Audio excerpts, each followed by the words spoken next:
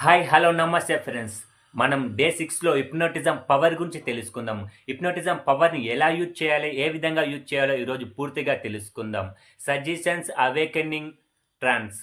మనం ట్రాన్స్‌లోకి వెళ్ళాలంటే సజెషన్స్ ఇవ్వాలి. సజెషన్స్ ఇచ్చిన తర్వాతకి బయటికి రావాలంటే అవేకెనింగ్.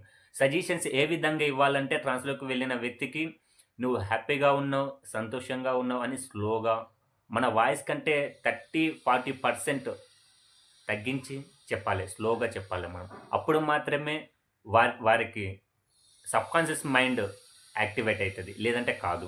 ఎప్పుడైతే సబ్‌కాన్షియస్ మైండ్ యాక్టివేట్ అయిందంటే ట్రాన్స్‌లోకి వెళ్ళినట్లే ఆ వ్యక్తి.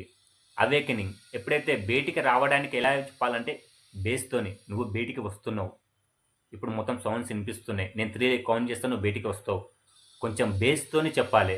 ఎప్పుడైతే నువ్వు బేస్‌తోని చెప్తావో అప్పుడు మాత్రమే అవేక్ అంటే యాక్టివ్‌గా బయటికొస్తాడు. లేదంటే బయటికి రాడు. బయటికి రావడానికి నువ్వు పాజిటివ్ వర్డ్స్ మాత్రమే చెప్పాలి. నెగెటివ్ వర్డ్స్ చెప్పొద్దు. హిప్నోటిజం అంటే కంట్రోల్ చేయడం కాదు. సెల్ఫ్ హిప్నోటిజం పవర్‌ని యాక్టివేట్ చేయడం, అవేక్ చేయడం. Thank you friends.